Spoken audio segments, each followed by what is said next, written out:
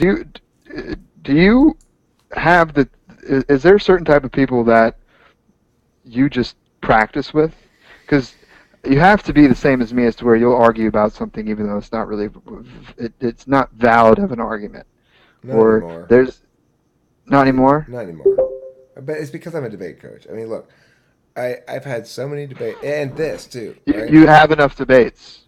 I have plenty. I don't need to make any more. And the thing is, debates naturally occur because what I haven't changed is an unwillingness for people to leave trashy claims on my table. If you make a claim that I think is bullshit and it's unsubstantiated, that's you putting trash down on my table. Now, you're not going to walk away with leaving the trash on my table. You're either going to convince me it's actually food, in which case I'll eat it, or you're going to pick up the trash, walk it, and throw it away, in which case you say, okay, you're right, I'm wrong. Or you're going to just turn around and run away in fear. One of those three things.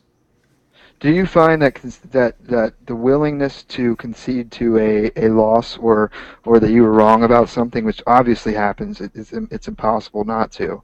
Do you think that empowers you during a debate? Because there's nothing worse than watching somebody being obviously beaten to death by an idea and then not Absolutely. accepting it when the audience is, and all of a sudden the audience is turned against them and they lose credibility. Because I would assume that you could almost grab some ground by conceding to a point properly. Oh, for sure. I mean, you. The thing is, there are occasionally strategic concessions that are offensive. You'd say, like that it's truly an offensive concession where you're conceding because you expect to get more impact.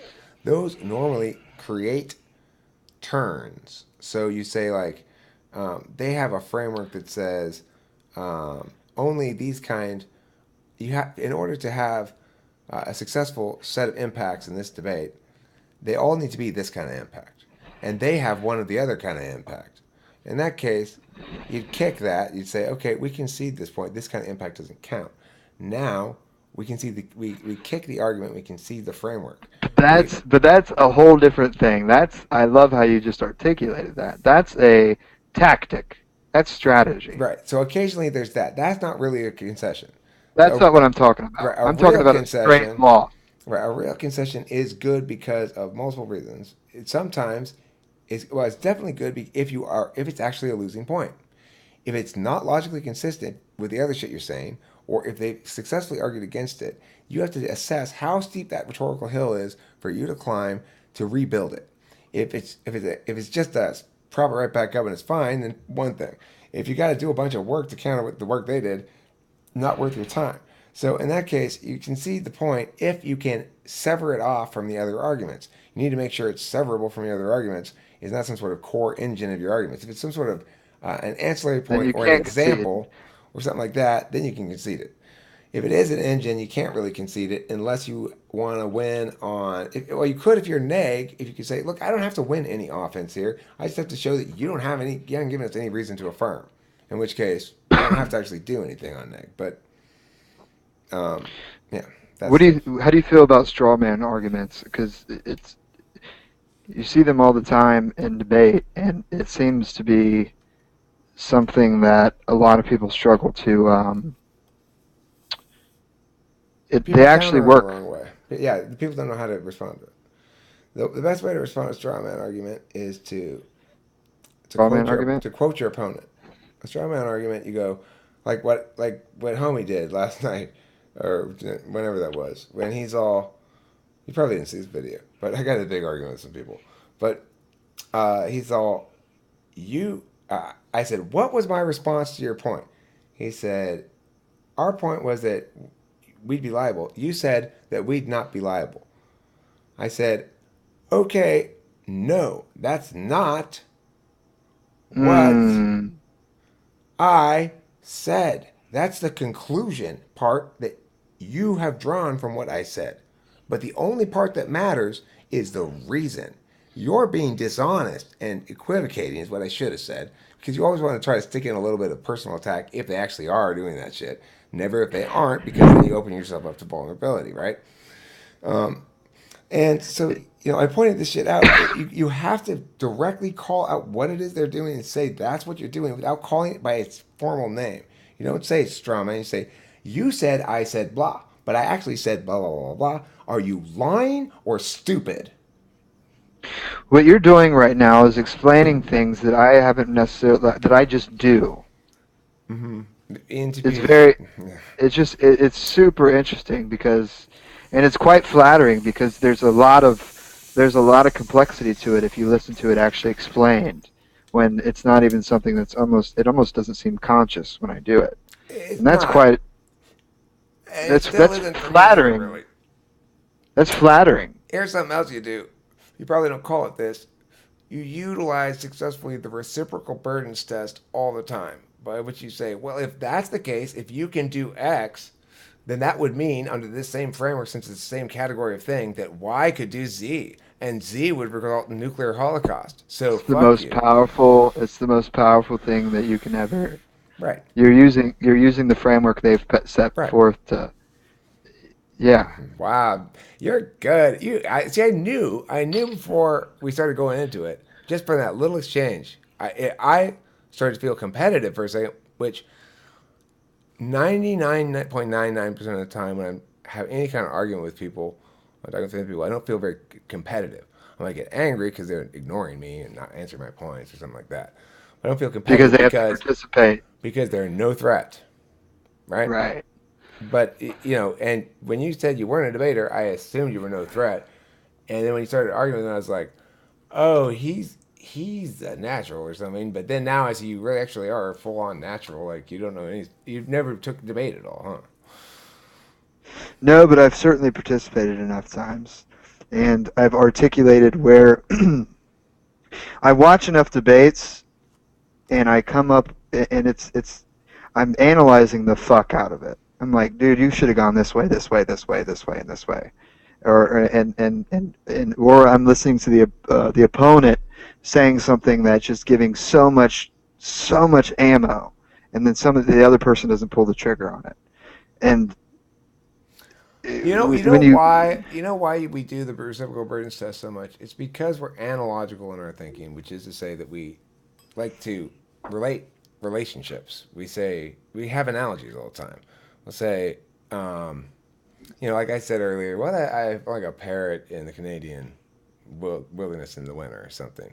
It's an analogy saying, here's an organism that's misplaced in its environment. That's the message I want to get across. I'm getting it across with actual symbols of physical objects and a symbol for a real environment in order to draw juxtapositions to make clear the relationship to somebody who is only understanding the relationship through those symbols about something else. That's what we do. It's complicated, but I bet you followed all that, and I bet you know exactly what I mean. did If you you didn't, you might have to listen to it one more time. I probably would have to listen to it one more time. no, because what you did is all that shit earlier in um, the open room. I mean, this you're describing what happened multiple times. I was it was like 45 minutes into it. I was like, holy shit, there's 14 people in here, and this whole thing has been about me for 14 minutes, 45 minutes straight. This is you know this is interesting, and then Tricky line to it, walk. Tricky line to walk. because you're sensitive to the fact that you can be self-absorbed and at least I am. I know that I can talk about myself too much, Here's the thing. Um, but I'm good I'm at it. still exactly. I'm still panicked about that, but I've got pretty good spikes set up, right? You know how to you know how to throw something out there that completely distracts them from the the self-absorbedness, right? What I'm saying is the only way Are you, I'm vulnerable to attacks about talking too much is if and when it makes the media worse because of the context, right? It's but like it takes them to understand the media to I don't, enjoy it. Or some people can't understand better. Or did I I'm not misunderstand talking you? about I'm not talking about haters here or something like that. Okay, what I'm talking about is somebody who's a regular viewer and a friend of mine, probably, if they've been in the rooms. I mean, I consider people who I interact with regularly my friends and try to treat them as such, and not anything else. I don't have like a bunch of categories. I do kind of have an inner circle that's maybe Delilah. I guess I got one person in my inner circle right now. I got my daughter and my parents, of course. But anyway, the uh, the thing is, fuck, I forgot what I was saying. What was I saying? Inner circle. You were probably going to say something around the lines Uh, of you can talk about you can you oh, right. Yeah, I got yeah, yeah. So in this context, the important thing isn't that. I mean, I believe that people who are my friends are. I very much appreciate their honesty, whatever it is. If they think this one's good, I like to hear that. It helps me know, and it also makes me feel good. If they think this one's bad, I want to hear that. It helps me know, and it doesn't make me feel bad because no, and you dismiss the sorry along with it. oh no, I am very appreciative. I make it clear, and I say, No, I say, hooray for you for telling me these truths that some people think are difficult to tell. I want everyone to know I appreciate them because that's one of our the key engines. You have to have certain like 5 or 6 different things in place, and then all of a sudden EDP clicks and it works. yeah, and then that's why I talked about myself for 45 minutes straight or an hour straight, whatever it was, because Thank I you. was waiting to hear holes in it, and I loved the awe at the same time. I mean, the thing is, it's not awe. It's it's Maybe that's the wrong way to. yeah. I like the You like the it. That what you are engaging in right there, you're doing a little bit of wallow. We all do it sometimes, but we have to make sure it's very much in secret, okay? You never an get to awe is too wallow. strong. You An never awe get is to too wallow strong in of a front of word. other people. That's when they start calling you a douchebag. So you got to keep that secret. Anyway, the point is, the thing is, I you don't can need. always I don't meta feel like I need up. to keep shit secret to you though, because you'd understand. I'm not saying you have to keep it secret to me. I'm saying that we have to meta at least meta up it. So that means talk about it directly. The other thing is know that that's part of the problem is that we don't understand how other people feel about us.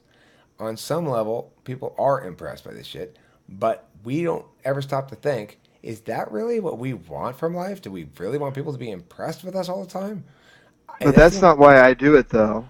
That's I'm not why I do. I'm sorry. I'm sorry. I'm sorry. I'm sorry. I, this has got to be what it's like to be. You know how they say like, well, what would happen if your clone in you suddenly appeared and tried to make? Would you make similar decisions and stuff, or would nurture take over and become totally different people pretty soon? No, you wouldn't become totally different people. It would be like this. You have the same mental habits, the same insistence on. I didn't say that. And then I'm sorry, I'm sorry, I'm sorry, and all that fucking FE dancing. I fucking hate it so much. I do it all the time and I fucking hate it. Well, I don't know how to explain it because you'll make a valid point about something I said, and then whether it's true or not, I'm going to tell you that no, that's this. It's this way. This is what I was inferring. This is what I was saying. You, I mean, some of the time we're just being contrary. Some of the time we're drawing distinctions that are probably accurate but are not very meaningful just for the sake of drawing them. And some of the time uh, we're actually correct and it matters, and we can't really tell the difference very well until after the fact. Until after we've done it. But we can tell And, later. Was that a good and then the, idea? We always can answer and that question. Was that a good idea? what you're saying is the bullet's been shot and we're directing it. Remember? Yeah. Correct. Yeah, exactly. Yeah. So let me ask you a question. Um, fuck, that was a good question too. What? Damn it. Let's both pause and let silence sit for a few seconds, like 30 seconds, and then we'll both come back with things straightened in our head, okay?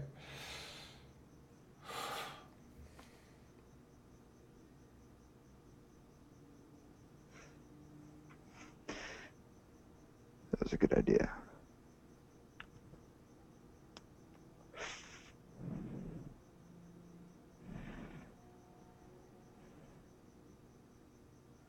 I got my question. Go ahead. How different do you think this argument or this isn't an argument? How different do you think this conversation would be if we didn't if our personality types weren't defined and we had some inclination that we were similar going into the conversation?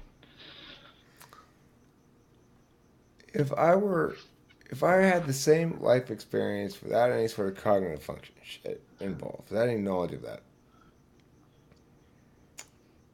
I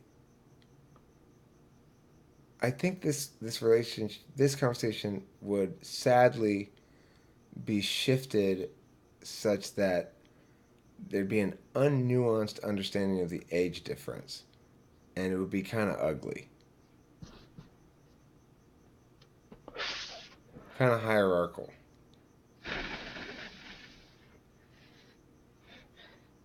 I think it That's a helps. very it's a very difficult thing in general for me because I am dealing with business owners on a daily basis, and I'm telling them how to change their business, including the my own CEO. And it's once they know the age that it becomes almost an insult at times. Are you some sort of consultant? It's certainly a function of my job. Business to business sales, where I'm telling somebody to implement my software into their company to radically change a process. Um, yeah, it has to be and I take on the consultant side a lot more than what's called as I'm good at it, and I can actually look at a business and tell why it's unhealthy and help them understand it and provide a solution to fix it. And it's a good mental exercise. It's very fun. I've often thought that would be another ideal ENTP job would be a consultant whose job it is to go into a place and tell them what they're doing wrong. That's well, you make it your job. You can make it your job because they don't ask for that, and it's not my job description. But that's what makes me so good at sales, and I build really good relationships, and it's very good. It serves as multiple purposes. I can get people to do any. You know, if you're on your computer, Yeah, but obviously, I don't want to Google shit. I can Google shit on this don't then. computer. What do you want me to Google? Best salesperson available. Best salesperson available. Corny as fuck, I know, That's great. Now, what are you talking about? It's perfect. It's clear. It's distinct. It's easy to understand. and it attracts the proper audience because I don't do well in a big organization. And when I left my job, which everybody told me I shouldn't do because I made like $34,000 from January to April, and everybody was like, "That's barely big money." And I was like, "Well, this whole business thing is really easy to me, so I Well, think I can do a lot more." so I'm there. I've Googled it. What am I looking for? So this is an example of doing something completely way you're not supposed to do it. So I left my job, and then I had like a bunch of interviews, and But I hold on. I Googled that thing. So aren't I supposed to see a so search what's your result or first what? what's like the second search result? Kenny Brooks? Is that you? What's the first? Not the Google paid ads shit. It's Nick It, Sharon. I It's the don't best know. one. It's 10 greatest salespeople of all time. 8 tricks of the world's best salespeople. How to make the best paid sales top salespeople use these three unlikely words. Make the top 30 social salespeople in the Well, you world. said Nick Sharon, right? Yeah, Nick Sharon. It's for Google. It's the first one for me. Yeah, What that did you should be the Google? top. Is it two That should be words? Salesperson, 2 words? no No, one. Best one. salesperson ever, right? Mm-hmm. available. Oh, available. Be, best salesperson available. I said ever. That's clever. I maybe That might be a harder SEO thing to fucking get. I don't know. I blew some SEO people's minds, and I'm like, listen, bitch, I did this in a day. This is interesting. But if you look on there, there's like a bunch of reviews set up, and that's why, man, our personality type, we fucking dominate business. I can get 100 people to leave me reviews on my website that I made that gives you the top hit on Google, There's and not a that I took. personality type in MBTI though. I think it's the Enneagram type. It's not all seven. It's not all ENTPs Well, do that. you got to understand, I'm ignorant to this. Okay, Just I'm not busting your chops. I'm correcting you. It's fine. Now look, no, that's what I'm saying. I I need know. more. I Yes, need and more information on this shit. fucking goddamn ENTPs. Correct me. Fuck. All right, I'll tell you. You're a Negro. Okay, answer these questions, and I will determine your Negro I'm a subtype real quick. Negro. Yes, you're a Negro, but Thanks, regardless of brother. that, I'm going to talk about your Enneagram subtype. So, can you Oh, please a answer this? Negrum. Yes, can you please Oh my answer god. this? Are The you 8 things I heard you asking earlier. Let me write this down real quick. Let me get a piece of paper. He's 9, not 8. 9. I tried to fucking do it when I was waiting to interrupt you earlier, and I Mm, didn't have anything to write down, and you went too quick, and because you've said it too many times before. Because it's like 1 through 5 and stuff like that. yeah, but it goes like this. So, 1 is perfection, and 2 is helpful, and 3 Definitely not that. is achievement, and 4 is individual. I already know you're a 3 for the 2, 3, 4s. 5 is thinking, and 6 is dreamy safeness, and 7 is play and have a lot of fun and do shit, and 8 is get mad, 9 is be peaceful, and 1 is be perfect. 891 is how you deal with conflict. How do you deal with things in your way? Achievement, thinking, um, P. What was Wait, so P? it's like there's combinations? Okay, so look, achievement is 3, so that goes for the 2, 3, 4. Thinking, you say you have a choice between thinking, um, defense, basically, you're not 6. Or 7 is play, which is me. I'm 7. Play. Play. Okay, so you got 3 and 7, and then your last choice is when faced with something that somebody's in your way and being unreasonable and stuff, do you aim for number 8, being mad and saying fuck no? Number 9, being peaceful and saying, you know what, this doesn't Fuck matter that no. much. Fuck no. Number Fuck 1, no. being perfect, saying, well, I have exactly according. You say fuck. Okay, so exactly right. Fuck no. This is what I'm saying. It's not the personality type. It's the Enneagram type. Taylor, you and me are all mover shakers. 738. Taylor's on this bitch? Taylor's Taylor? on here? Taylor, Oh, yeah. Probably Taylor's not. on here. Probably not the Taylor you know. Not here. Not now. Oh, Um, okay. I'm saying is that you, me, and Taylor are the same Enneagram types. We're 7, But you called me 3, Taylor, which is what I said. 8. No, I didn't call you Taylor. I was saying you, Taylor, and me. Okay. Oh my god. Wait, so like each personality type has like 1 to 3? I Oh, mean, Why'd you stop like recording this? This would be interesting for this. You should have. I don't give a fuck it what is people. recording. It is recording. I started You again. stopped so it. I Okay. stopped and started again. I'm looking at it right now. It's recording. I'm not lying to you. I didn't think you would. you guys are great. Maisie, you The talk. first You're the only sane one here. You go. Yeah. wait, so I'm trying to figure this out. So the first one is like 3 numbers, and the first one you can have 1, 2, 3 Start with numbers. 891. 891 is the first one.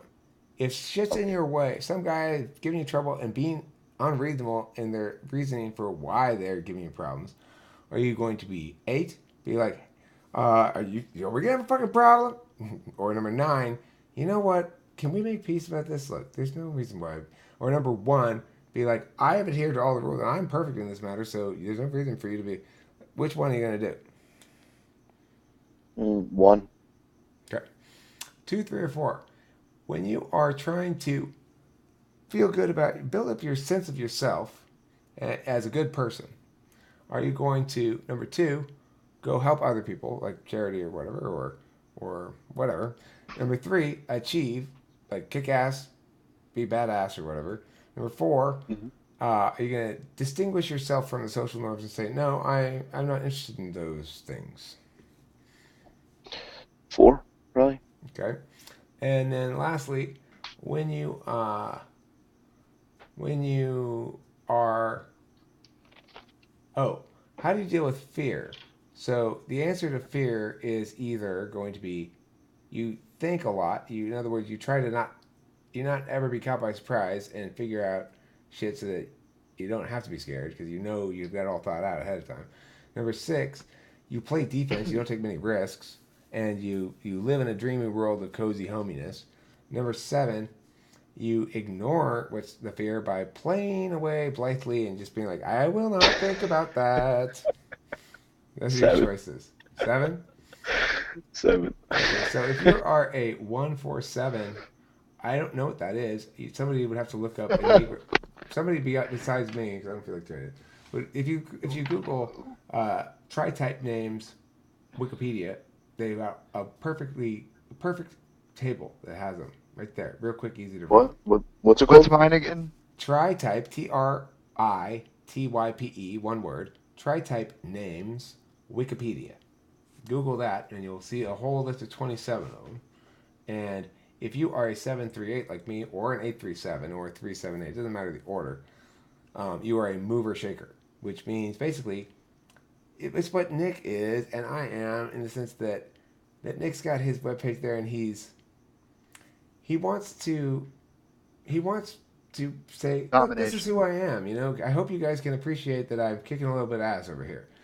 And then that's kind of one of the challenges for ENTPs, but not necessarily all ENTPs, but for 738 ENTPs for sure, is walking that tricky line of wanting to show other people, like, look, I'm doing good, and not wanting to do that to make them feel bad about themselves.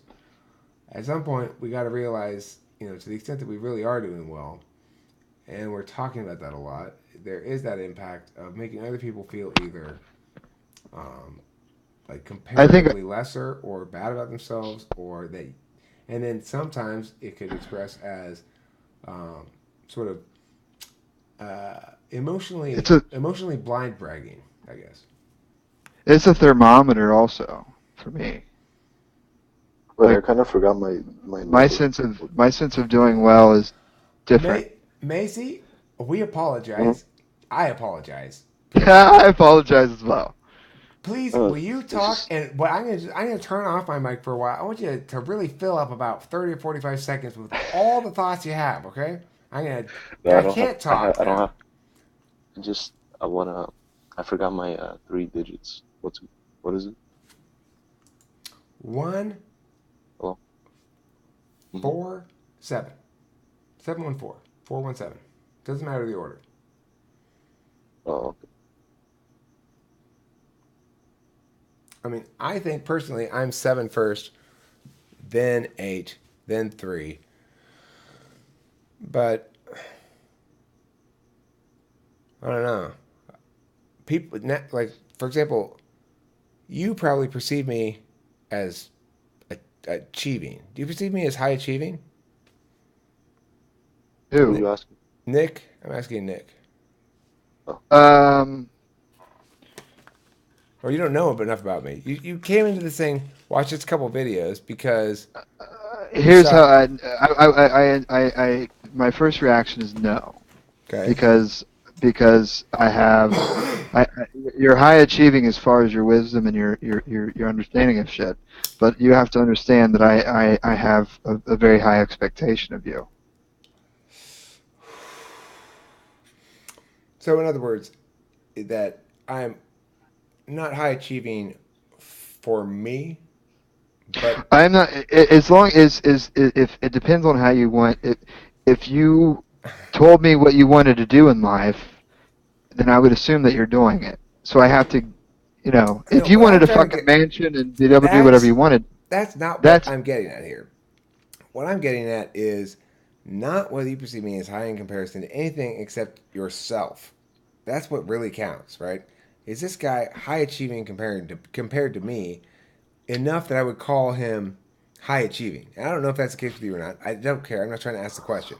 What I'm saying is that the issue of achievement for the achieving subtype, or for the 3 type, is one of,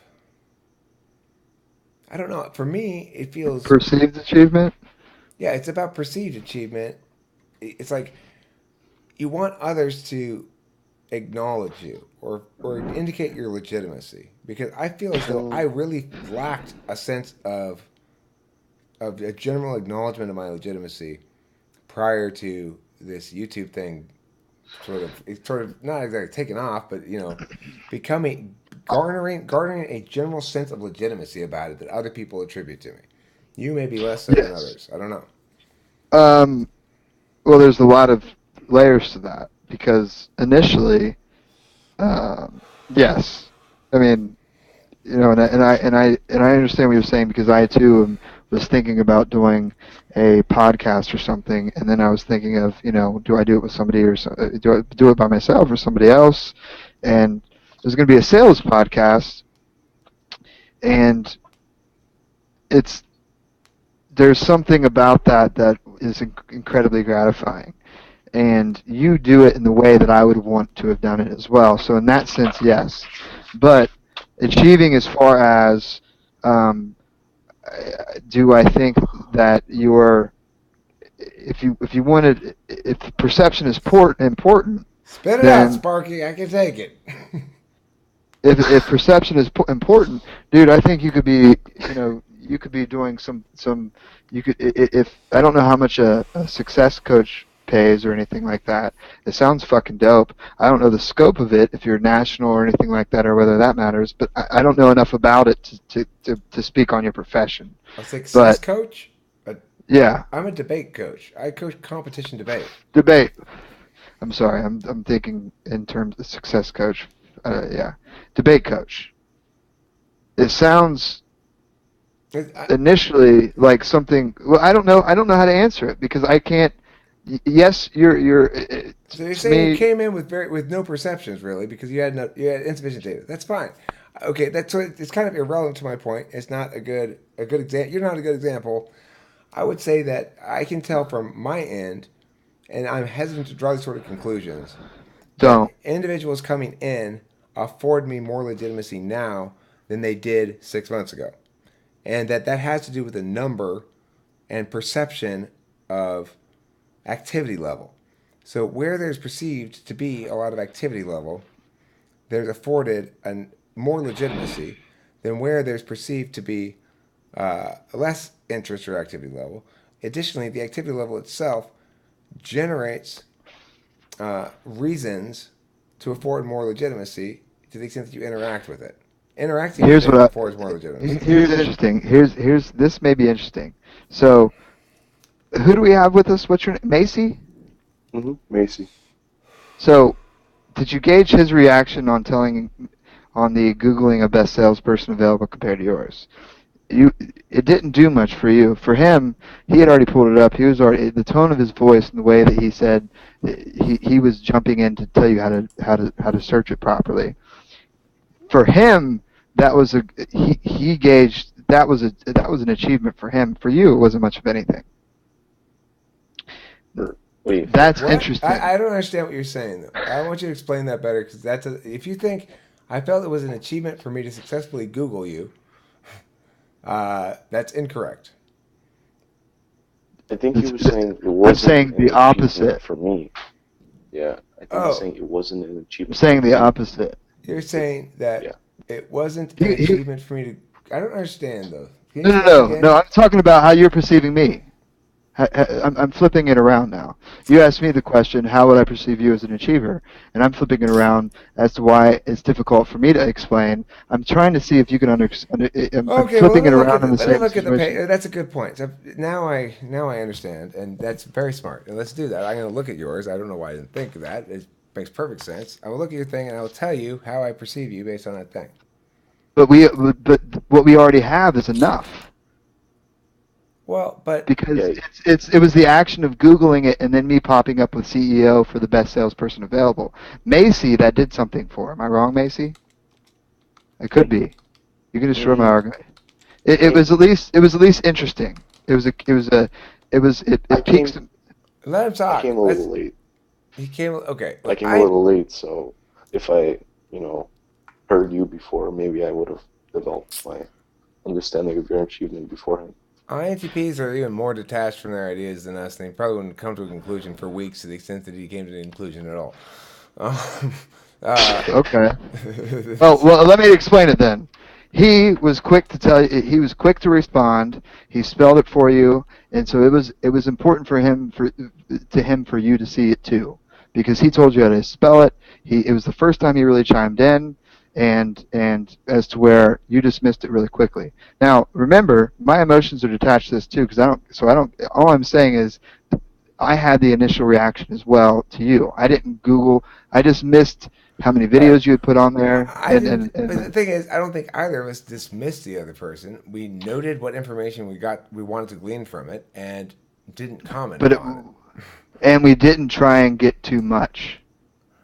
That's true for sure, and you're right. And That's interesting. it's a shortcoming, but it's also an advantage, which is I uh, I always jump too quickly to a conclusion about something, but I also jump to conclusions that are complicated, not distinct from one another, multiple in nature, and withhold judgment for a while.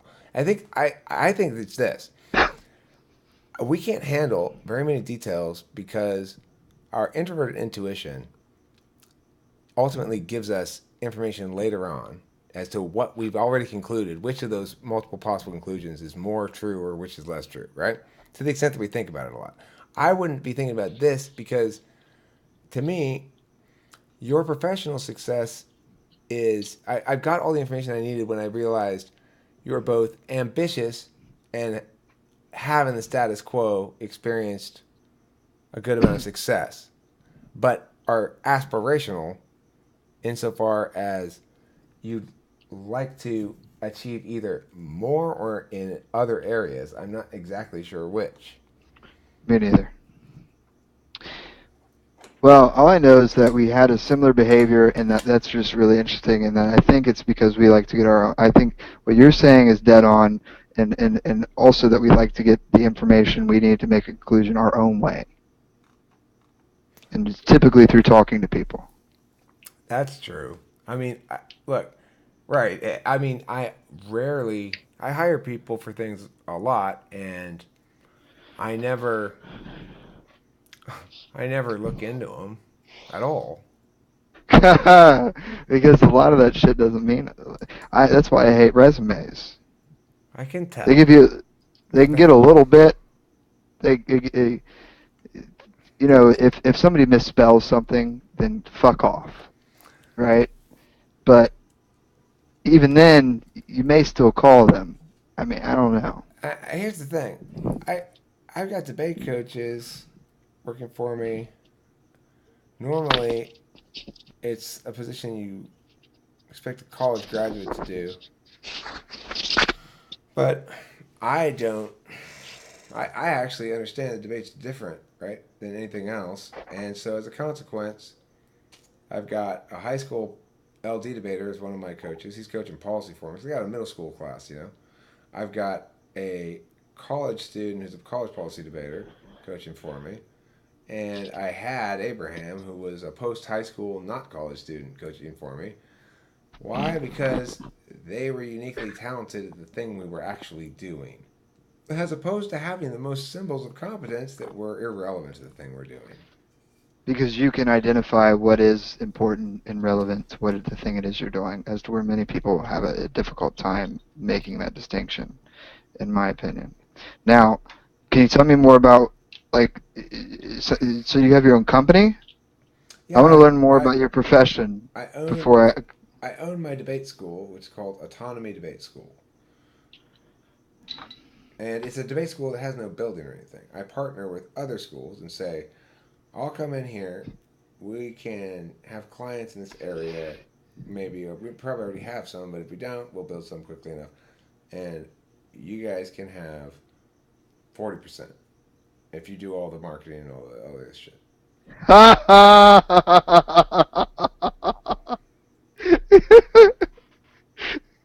don't want a fucking building. I want a business, but I don't want a building. I don't want to do the marketing. I don't want to do. Bravo, sir. Thanks. I do some remote Fucking coaching brilliant. too. Remote coaching is great because I don't have to leave the house, you know. But I really prefer having the actual being able to be with the kids.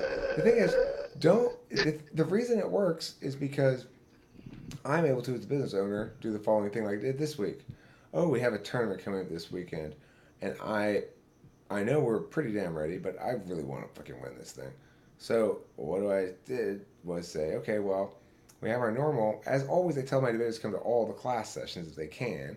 And so if a debater goes full blast, goes to LD class, and we're not doing LD that day, we might be doing the same topic or whatever. Regardless, still debate. They can come to LD on Saturday morning. Then they can come to Sunday from 1 to 4, Sunday to 5 to 8. Then we have go to meeting remote. This week I added sections. So in addition to our Monday class in Walnut, we had Tuesday go to meeting 4 to 7, Wednesday go to meeting 4 to 8, Thursday go to meeting 4 to 7. Other places want to try to charge people for that shit.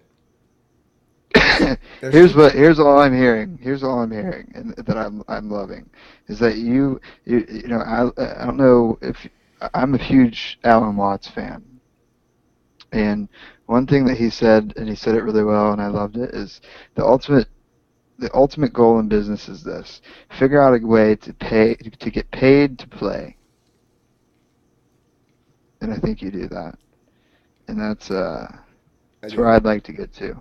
I And I do. think that's ultimately all I care about because a lot of money doesn't do a whole lot for me as long as I'm able to do the fuck what I want to do. You know. Let me tell you when I felt for the first time in my life that I had achieved something meaningful that I had long time wanted to achieve. And I, okay, I mean, I guess for the, not that I had long time wanted to achieve, but first, I did win a national championship with one of my speech kids. And when I was back at one of my old jobs, he got first place, in the whole country. And so that was pretty cool. But the achievement I'm talking about is actually when I brought Zachary to Utah. And on this channel, I've gone. There's been lots of people, lots of different voices, lots of faces and stuff. But I kind of had a main co-host for a while. His name was Zachary, and it wasn't kind of. I was like, okay, I think I want to make you a kind of a junior partner in this thing. Why? Because he was really, really popular. Every video he made, chicks went ape shit over him. Anyway, the point is, I managed to do the following thing. I got him involved with my debate school a little bit, doing some coaching remotely with me, and I got him put on as a judge for the tournament that we were attending in Utah. Flew him out to Utah and made Talking with Famous People episodes with him in Utah. This guy that he had come to my channel as a fairly early adopter saying, I want to talk to you um, and I like this channel and encouraged me. And when it was early on, I really appreciated the encouragement a lot. I needed the encouragement. I had been discouraged by a lot of people as I tried to persist in this thing. So it was very much appreciated. So it was, but the most important thing, part of the story is that's the kind of play I've always wanted to do. I made a friend on the internet. I flew him from Kentucky to Utah to spend the week with me and my debate team, and my daughter was there too. My daughter Delilah, who's 18 years old, and she and the other judges stayed in one hotel. I stayed in a different hotel because I stayed with the kids and then the parents, and I don't need to hang out with 18-year-olds and their fun times or whatever. That shit bores me. So anyway, I love them. I love people who are young and excited about shit and not fucking old and dried up and bored. So the point is, that was one of the most satisfying experiences of my life because it was playing right. That's a cool thing to be able to do, right? I'm going to play right in November. I'm making a trip to Detroit. I'm filming it all the way. I'm meeting various Talking with Famous People viewers along the way and making a video with them. The plan is like a 2 hour stop, like lunch, and take me to your local historical spot and let's talk about it a little bit or something like that. Uh, I've got 4 or 5 of them lined up already. I'm going to see Taylor, and I'm in it with Unify in Detroit. And I've been to Detroit. It sounds cool to go to Detroit. I got I got one. I booked one fancy room the whole trip. It's the night in Detroit. It was a good deal on a fanciest room that it could basically get without getting like super penthouse or whatever at the MGM Grand in Detroit. I didn't know they had casinos there, but they do apparently. So I got one room there. I'm gonna make a video with Unify, who I've never seen before. Okay, I've only heard his voice. I've never even seen his face. And then I'm gonna come back to LA. And it's gonna take like a week and a half to drive. I'm gonna have to hire, I'm gonna have to hire Felix to. I have to hire somebody to help Felix cover the class when I'm not there, because normally he's kind of my helper and he's have to take over. So all that shit, being able to do that, that is a dream come true for me. That's exactly the kind of playing I want to do. I've got kind of aspirational hopes of eventually putting together a mule polo contest in Las Vegas in which Talking with Famous People competes against MBTV. But that's a long term dream. If I could do Can that, you it'd be explain that further to around. me? Well, I mean, the point is that the kind of play that sounds fun to you? A mule, I want to have a convention, a TWFP convention, and have it culminate in a mule polo contest where we compete against What's a these mule other. polo? It's like horse polo, but on mules. Oh, okay. Yeah, Polo. yeah. And I want us to compete against MBTV. I want to compete against Chad. You may not know this other channel. You might know what I'm talking about. But for people who are active in the I'm MBTI I'm I'm community, I'm really following the drive of it all though, okay, and the playfulness of it, and the is that your kind of fun too? I think that, yeah, right? Don't you want to involve yeah, other people like that? yeah. Yeah. Even though I'm not an INTP, I would say that seems pretty fun. The only thing though is, wouldn't you want to have a debate with Chad about something? Chad and I have trouble getting into debate too. He's meta rational. Meta rationals don't All tend to be able to right. debate each other because we're not I couldn't clinging to debate dumb you. positions. You could debate me. I could not debate you. You could not debate me. I About, it's but quite possible. depends about what. Right. I don't think I could. I don't think I could. I don't think I But would. on what? I think I would concede. We would have to find something that we fundamentally just do not agree upon. I think And I debates don't see you that. could lose just by taking the losing side. You could Oof. just take the wrong side, and then if the other person doesn't have to play their cards right, as long as they're right, they could win. Well, they oughta, but They should.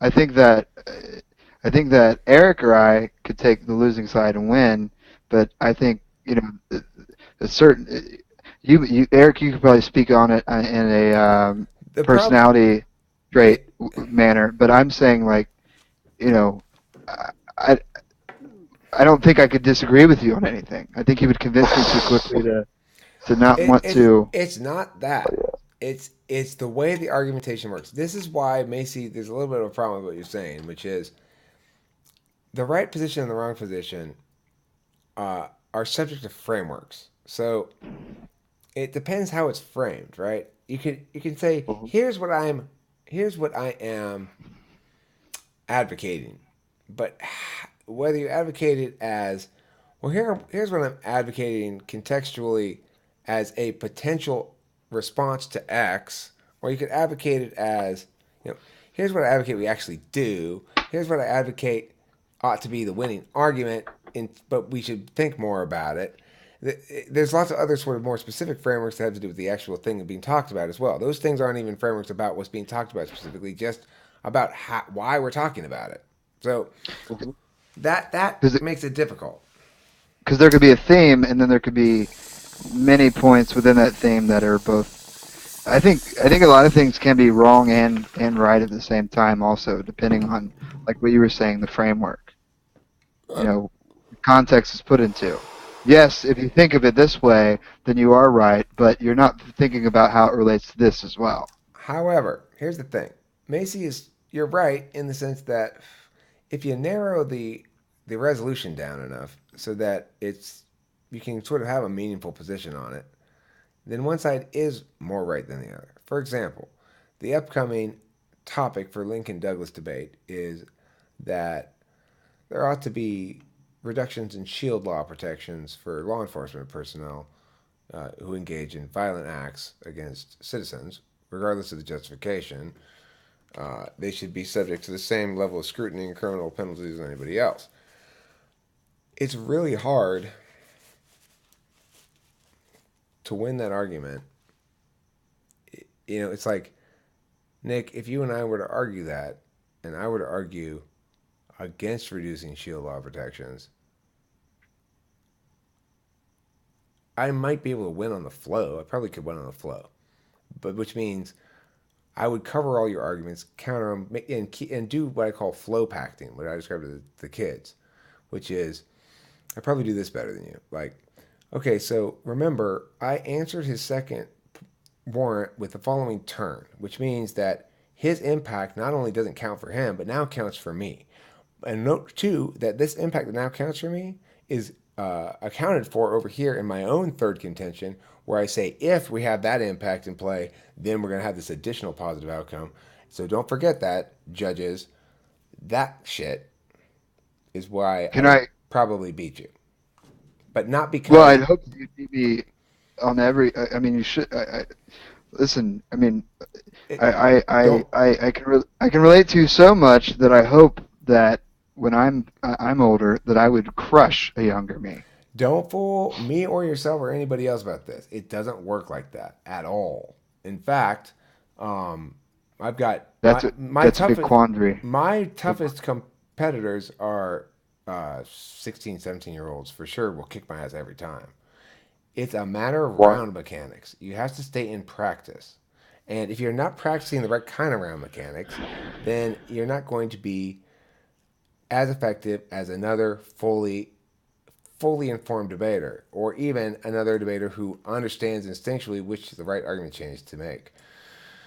It's it's a matter of what I just did, right? That kind of round mechanics. Because whoever's keeping You track better in their head of what already has happened will confound the other one, right? Like, but you said blah, and you said I didn't say that. Did I say that? If you're not making any notes and shit, you're done. mm, I have written it down right here. You said blah blah blah. This is contradicting blah blah blah. Why are you contradicting yourself? It's whoever keeps track of shit better, right? It's whoever flows around better. If you're Yeah, both but high quality debaters and you're both ENTPs who don't really have a good memory, it's sort of whatever the thing we need just kind of pops into our head when we need it. well, here's this. So if you say that's true. whoever is doing it the most is going to be the one that confounds the other. Well, I do that. That's 20 times a day in sales. Okay, but you're So I would not. I'm almost not. argue that would be the one thing that maybe I'm misunderstanding. Sales is not a debate, though, right? Because It convincing is somebody to do something, no, convincing somebody to because they'll do tell me, something. no, I don't need that. Okay, but see, in a debate, I can say I can win without you actually buying it. That's the difference.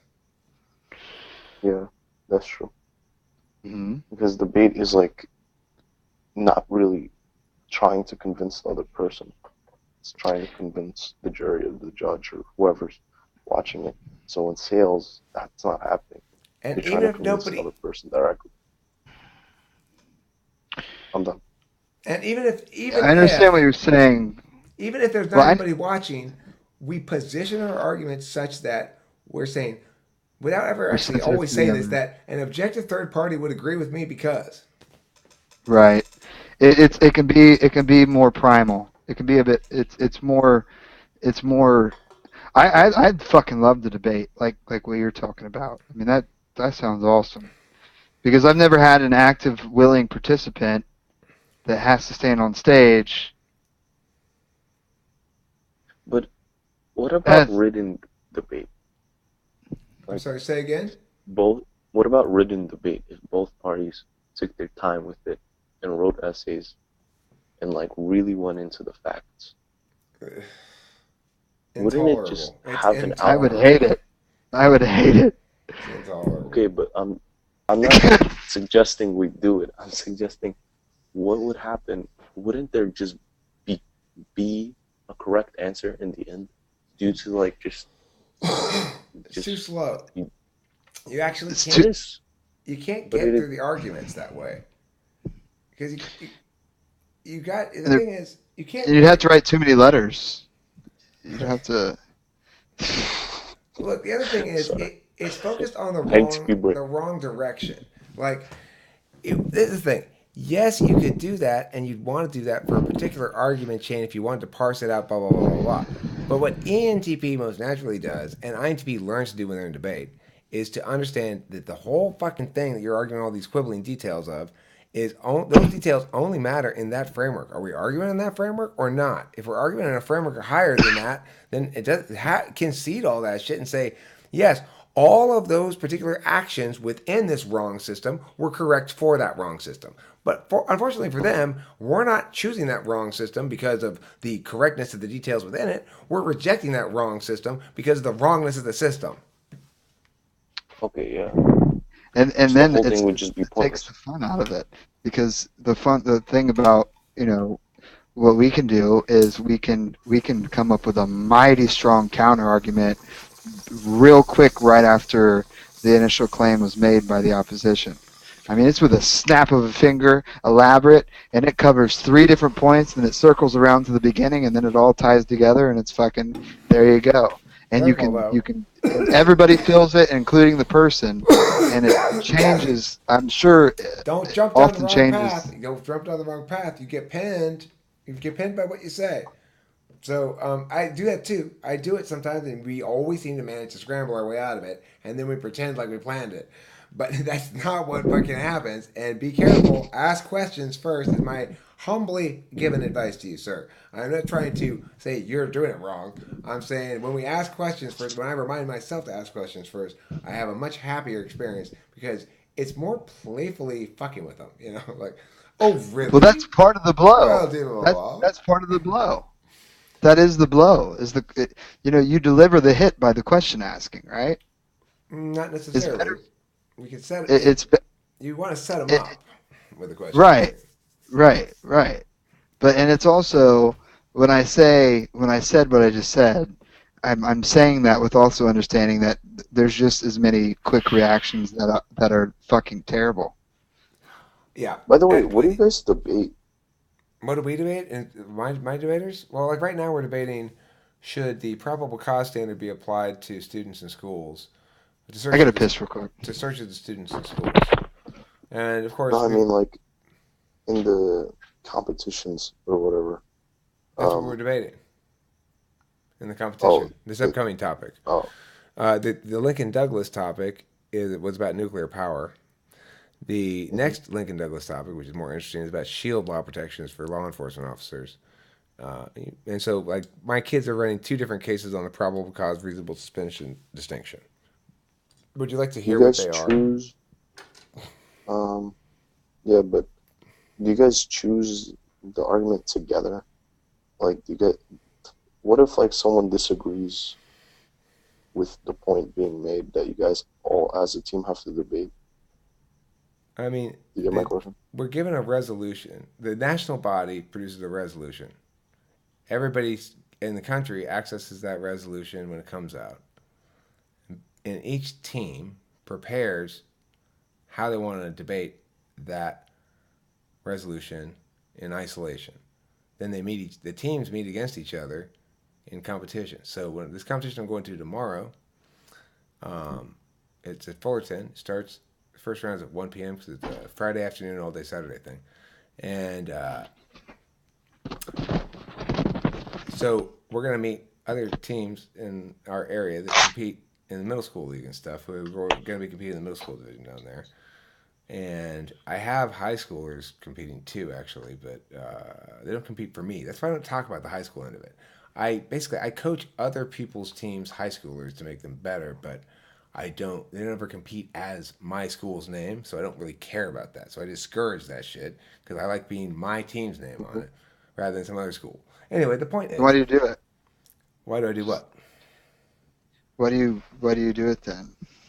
Cash. The high school? Yeah. Well, right now it's loyalty to this one particular kid, Edmund. Oh, so as they move from you, They're supposed they're to leave me obviously in after high middle school. school. They're supposed to leave after middle school is what I want them to That's do in hard, general. I'm sure, Well, for a couple. it's hard for me for a number of them, and some of them need me still because they don't have a real team like Edmund. Mhm. So the point is, when we go to Fullerton, then it's like tennis, and we're competing in doubles in the sense that we've got I've got five two-person entries. Okay, so my five entries will go up against the entries from the various other schools. Oh, that school brought six teams. That school brought four teams. That school brought three, and then they get all mixed up. So my kids never compete against each other in a tournament. They always compete against a team from another school. Those teams and coaches have been prepping out their strategy in cases in isolation, and I've been prepping out mine. And the advantage that my kids have is that my cases are always better, pretty What much. do you mean by that? Well, you see, I think it's not really that I'm so much smarter at case strategy. I think it's the other coaches underestimate the ability of these children to understand complex things. So um, Um, everybody's running this probable You cause. care about them more, right? Do you think Uh, you care I, about I, you care about the kids more than the other coaches do? I would have to assume that's true. I care about them a lot, and you can see plenty of videos up around, by the way, of me coaching. I put lots of debate shit up here. I put my whole life up here. Anyway, the point is, like for probable cause case, right? Every other coach is interpreting it as probable cause. If we apply probable cause to kids in schools, then in fact there will be it'll be harder to search. That probable cause will discourage searches and there'll be fewer searches, and so it protects their rights against search more. And reasonable suspicion, which is the status quo standard, which says in schools kids have fewer rights, reduced rights. They only have to be reasonably suspected to be searched in the status quo. That in fact, if we reject that, then makes it harder for teachers to search to be less searches. That's how everybody interprets this, right? mhm. Except that's not how it actually works. Because probable cause is actually a standard used by the courts to determine whether evidence is admissible against an individual in a criminal proceeding. So I pointed this out to the kids where we realized it. I realized at some point, I said, okay, scrap what we're working on or keep it. I mean, we have multiple cases, right? As we develop ideas through the month or so before we compete the topic. And I said, look, we're going to run it like this. Actually, probable cause is a perfect thing to apply to this the status quo because it's not that it reduces searches. We don't want to reduce searches if the searches are going to find bad things and help our children. What it does is it renders the evidence from those searches inadmissible in court. And since almost all those searches that find shit is drugs, and since the drug war is bad and we shouldn't be incarcerating children anyway, what we'll have is a status quo in which searches by school officials that fail to meet probable cause will be more likely to throw out the evidence in court, which means reduced incarceration for kids. Now, that's a case that has a lot of legs to it because we got massively impacted drug war impacts. We've got plenty of cards on that, plenty of evidence cut for that shit, for all the shit. We Is got one of evidence for them all of it. is one of them where there's that hot girl that set up the school for like a bunch of kids in the school for getting her pot when like they would have done anything for the pussy. Like there's an undercover cop who went in a high school and she was a hot chick and she asked some kids for weed and this hot chick engaging in a conversation with a teenager going through puberty in the first place is going to do some shit to provide what's necessary. Like it's able to be manipulated because of Well, that. I mean, here's the thing entrapment, the first question I'd ask you is, well, how does how does that relate to probable cause and reasonable suspicion? Do the police need probable cause to actually send I a don't narc in know. there? Yeah. See, the thing about that I argument don't know. is it potentially is an example of abuse in the status quo, right? So if you're arguing for probable cause, you say, here's abuse in the status quo. This abuse is allowed in the status quo. We should change the status quo, and this mechanism will disallow that abuse. But you'd have to actually establish the link that that mechanism does disallow that abuse. The good thing about the way we're running it is you don't really have to establish much of a link because all you have to do is prove that in fact Probable cause is an evidentiary rule that is used to exclude evidence from criminal proceedings, and that if teachers and principals choose to search under reasonable suspicion, there's nothing in the Fourth Amendment that precludes individuals from searching however the fuck they want. It's not a set of rules to preclude government agents from doing things. It is a set of rules to limit the capacity of them to do it legally to certain contexts. And the way that the courts have determined that the consequence of violating that legality constriction is to make that evidence inadmissible, not to punish the person who did the search at all. There's no punishments for cops to do illegal searches unless you can prove in there and pass the shield law and say it's a knowing, willful violation of my civil rights. Therefore, he has to forsake his shield law protection. We could sue his fucking ass.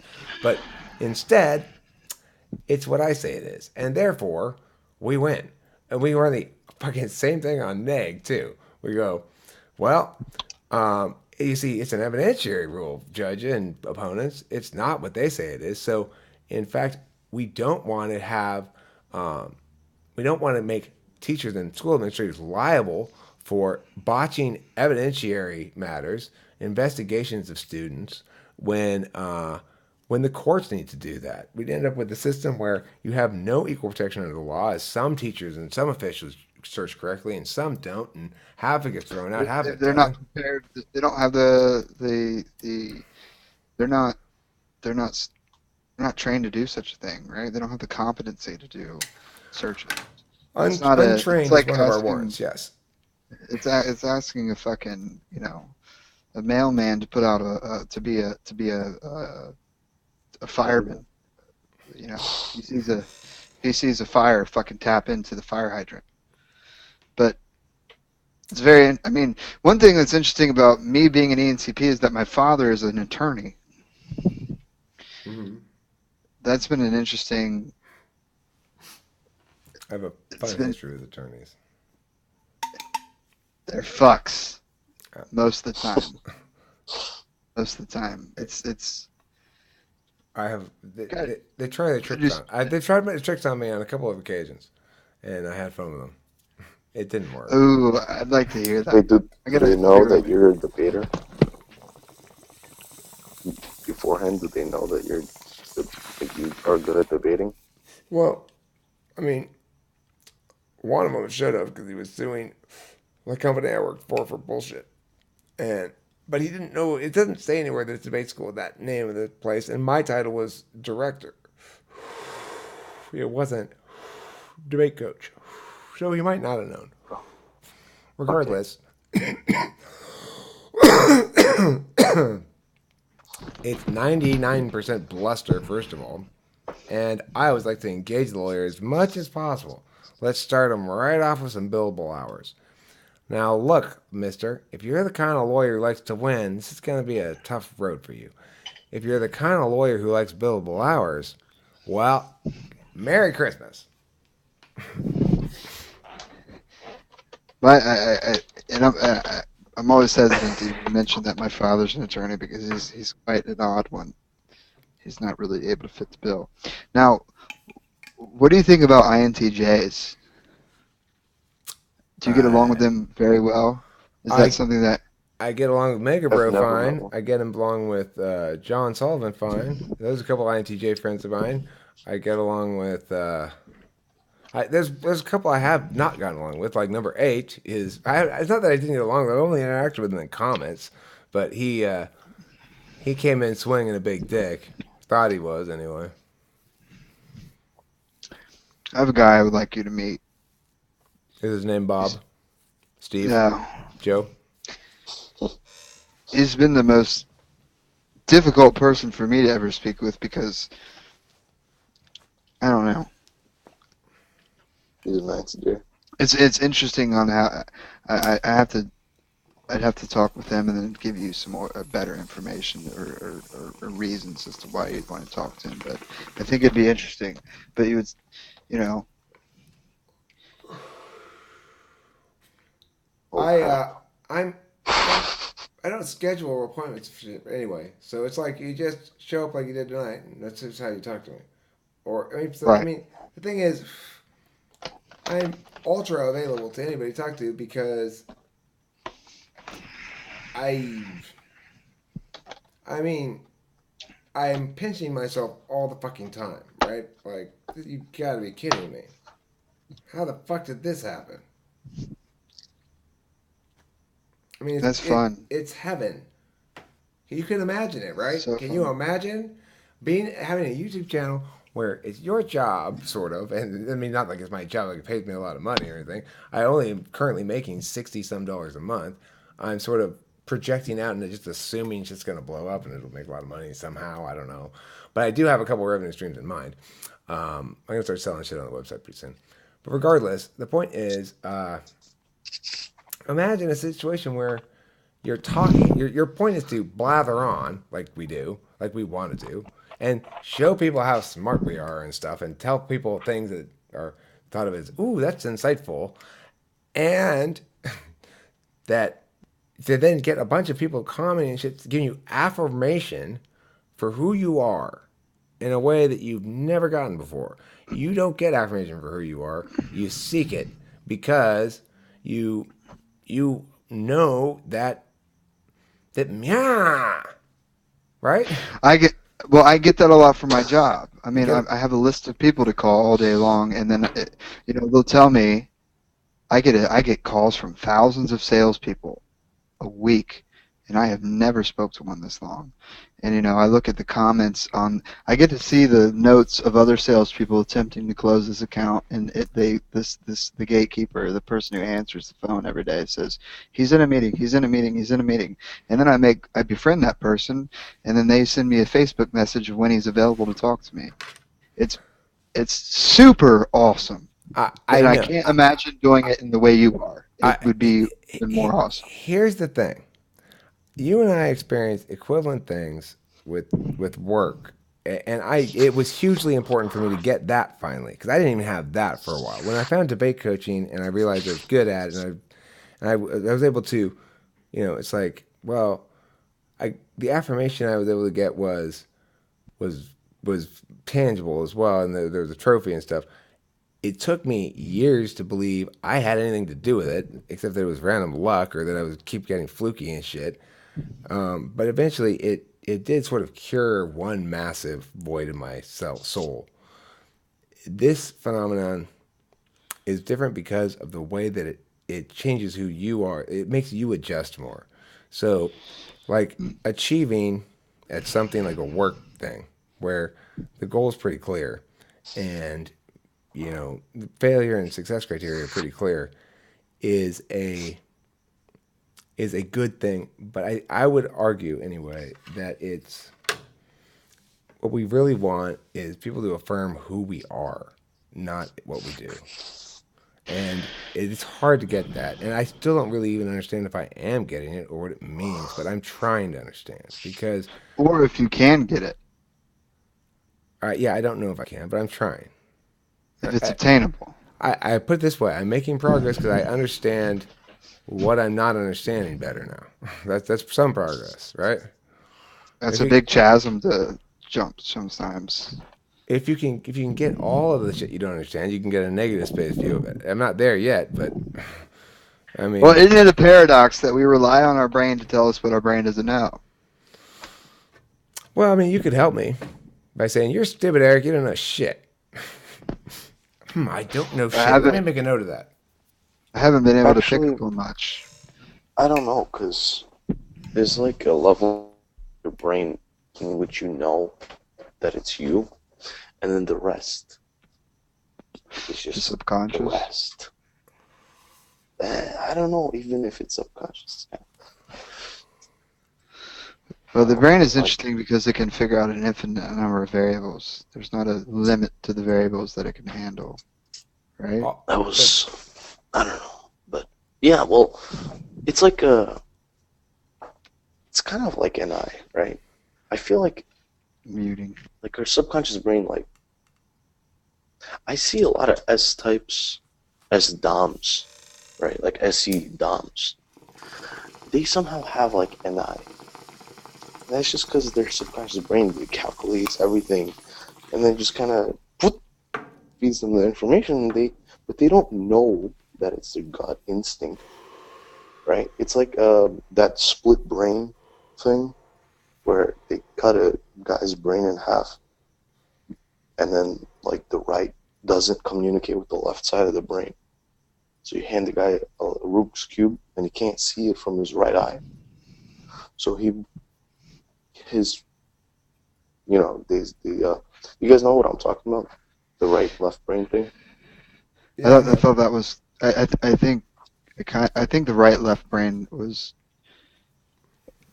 one thing that I've heard everybody talk about the right and left brain is that either you're the right brain person or you're left brain person, and one right side of the brain is responsible for artistic stuff, and the other is responsible for calculation, and that's been Yeah. Well, debunked with modern uh, I don't neuroscience. think he's talking well, about that. I think he's talking yeah. about I'm not. interhemispheric communications. So that this Yeah. one controls this side of the body, that one controls this side. That's true. That's this thing. Right. What you're Yeah. saying, that's debunked. I agree, more or less. There might be, but whatever. Who cares? It's not relevant anyway. What he's saying is something else. I think. Can you clarify, Mason? Yeah. Yeah. So we perceive language with our left side of the brain, right? So we can talk, but only with our left side. I mean, well, if you split the brain in half, um, like if you get rid of that thing that connects the left and the right.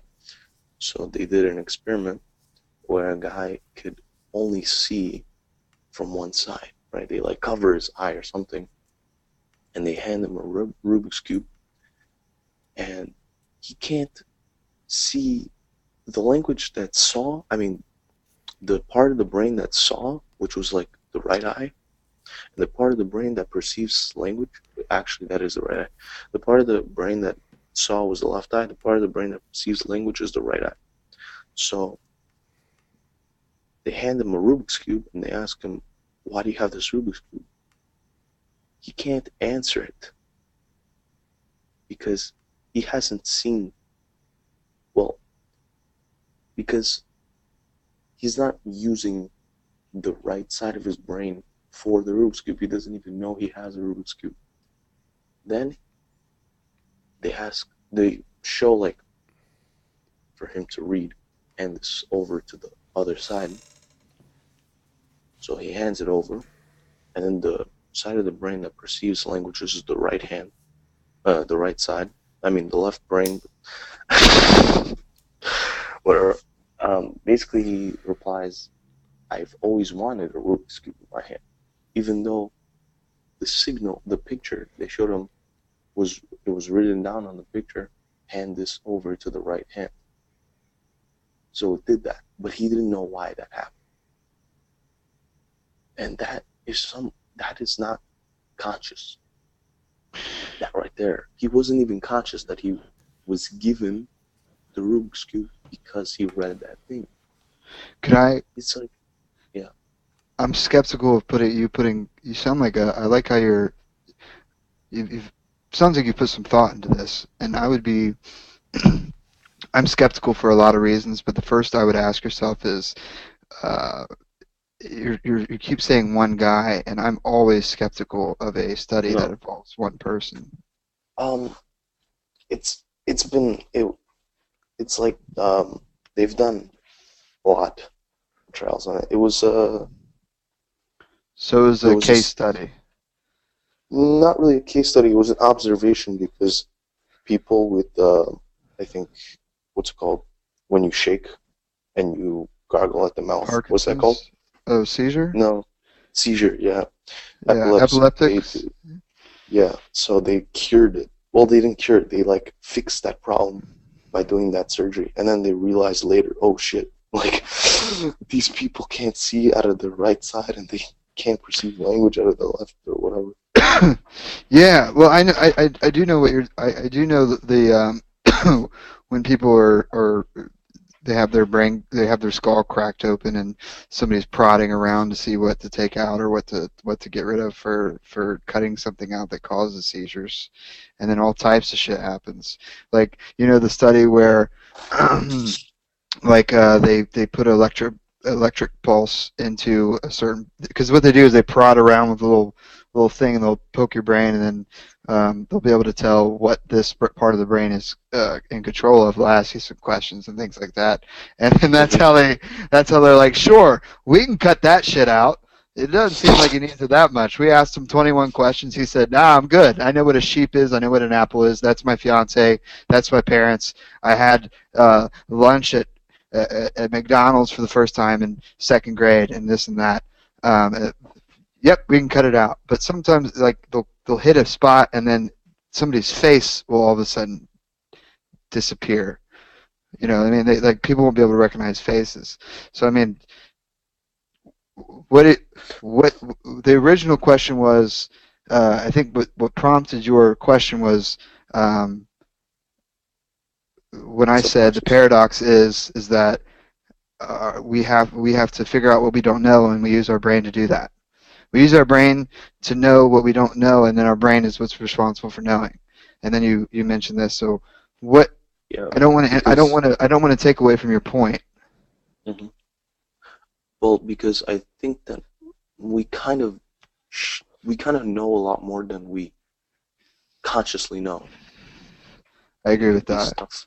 It could be stuff about ourselves, right? Well, in the context I was saying it is that Hmm. this is for somebody who's searching for answers, and I think when you search, part of the search is being able to identify what you consciously or subconsciously, what you don't know already. Hmm. Um, I think that's the big difference. I think I when you read an put it in the article. context of, like, you've already found out a lot of the things about yourself, and then you know what to look for, and you're an able person, and then you're supposed to figure out what you don't yet know. That's the quandary. Okay. Well, I was gonna say that I read an article about this. I don't know. I don't remember too clearly, but it was like talking about how you can communicate with your subconscious mind by relaxing, putting yourself in like a semi-hypnotic state, and then asking yourself questions, and then dictating your subconscious to answer by telling your subconscious to move your left or right finger by twitching it.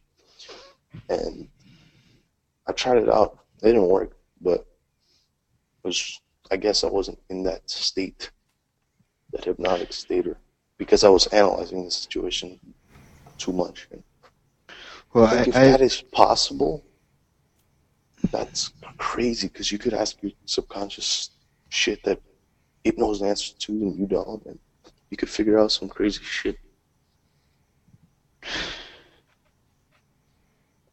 You guys I want to don't hear I don't something know that I have a interesting? comment on that.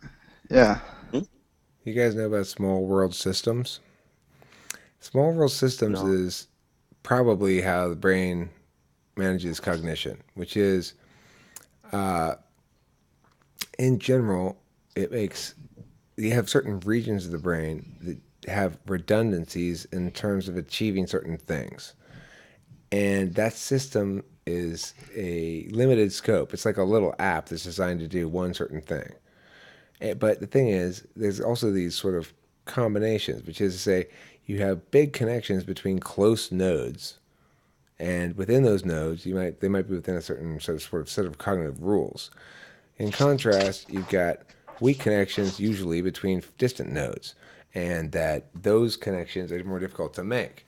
So that it makes sense then that for certain emotional shit, for the ENTP, you're looking at distant but strong, because NE in general is thought to be the sort of exception to this, that it tends to prioritize a broader associate. Like it said with the Nardi studies, which INTPs love to cite, it's referred to as Christmas tree brain, extroverted intuition in action, which is uh, different parts that instead of when you what you're doing determines the regions that you use, and right, they're usually close together because of this small world phenomenon, that related things um, are related in nature and thus are closer together and thus have stronger connections. But when you get to a different kind of thing, it's different in nature and it's a different set of nodes with a different set of redundancies. And the Hmm. same rule applies as far as locality and distance with weakness and strength, except there'll be a few, like a big highway, right? And so like lots of little dense connections here and big highway here. So the thing is, I think ENTPs they fail to utilize the um, the directive brute force of having a bunch of nodes close together working while the other ones aren't doing anything, and instead get the benefits and harms of not having that focus and knowing where you're going and what you're doing, but instead getting a bunch of disparate ideas all coming because all the different parts are lighting up randomly relating to a central idea rather than attacking a given And process or something like novelty. that. And that's novelty. So That that's isn't my novel. it's not my theory. The small world thing is an actual systems theory, and but it is I think applicable here. I think it's better understanding of cognition than like saying whatever the brain thing like this part of the brain exactly is this because and the reason it seems like it doesn't quite work and the reason what you're saying is it's so funny like oh well he answered a few questions. Let me just chop that part out. But sometimes it's okay is because of these redundancies in the small world phenomenon. It's probably more dangerous to chop out a part of an ENTP's brain because it's probably fewer redundancies, I would guess. Well, and also neuroplasticity is a part of it and all this, but this is why I mentioned mushrooms in the beginning. Because the study that's come Mushrooms? out on mushrooms that is the most interesting is the fact that it actually, there was all kinds of conjecture as far as what happens under a brain. There wasn't any, it wasn't until recently that they were able to start studies on psychedelics over again. And when they did, they gave somebody some psilocybin and threw them in an fMRI. And what happened is they realized that rather the hypothesis was that the brain would speed up and that it would actually make more it would be it would have hyperactivity. There would be all types of stimuli and all this and that, and everything would be more chaotic and crazy and things like Mm-hmm. that. But what actually happened was that the editing, I forget the exact name of it, but the part of the brain that is understood and is cannot be disputed as for its use. Its use is to edit and to filter the brain itself. Filter ideas, filter. It's an edit. It serves as an editing mechanism, the filtering mechanism. That actually slowed down on psilocybin. So the idea is that psilocybin, all it does, what mushrooms do, is allow you to actually get what is in your head and you're able to tap into parts of your thoughts and cognition and subconscious that you typically aren't able to be privy to. And that is why I originally brought it up, Eric, is because that's been able to help me understand the what is FI, what is it? This fifth, sixth, And I? I don't know. He was saying, remember our initial conversation, our initial, Yeah, and I think I was talking about and I. Or before I was here, what do you.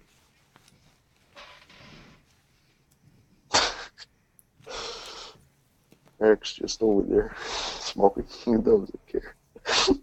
I think he's blazing out to Led Zeppelin right now. Yeah. He's just like, yo, what are you guys talking about? I'm high.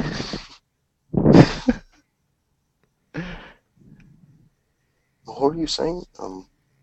So, what mushrooms have been shown to do through studies is actually reduce the editing mechanism of your brain, filtering mechanism.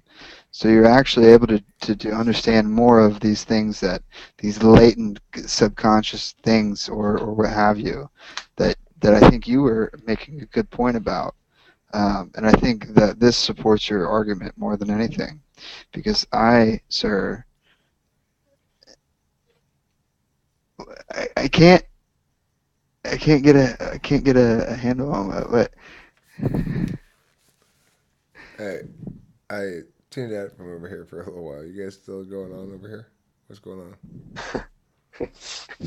It's because uh, I went to he's go trying to voices. I went to go listen to the other GTM room because I'm I have two computers now. I got another laptop not that long ago.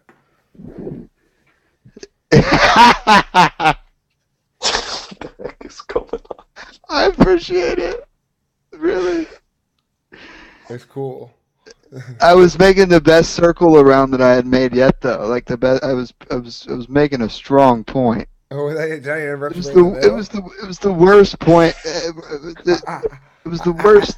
It I was the put the worst headphones time to on. have done such a You thing. must have breathed. That was your mistake. Because I put on the headphones. I swear, no one was speaking when I put them No, on. You must have no, breathed. I ain't mad at you. Yeah. Okay. My bad. I just thought I'd check You back in to make sure you guys weren't going like, "Hey, Eric," and I'm not hearing anything because I don't listening. Sure as fuck were. This is I was the getting pissed. all right. Proceed. Sorry to interrupt.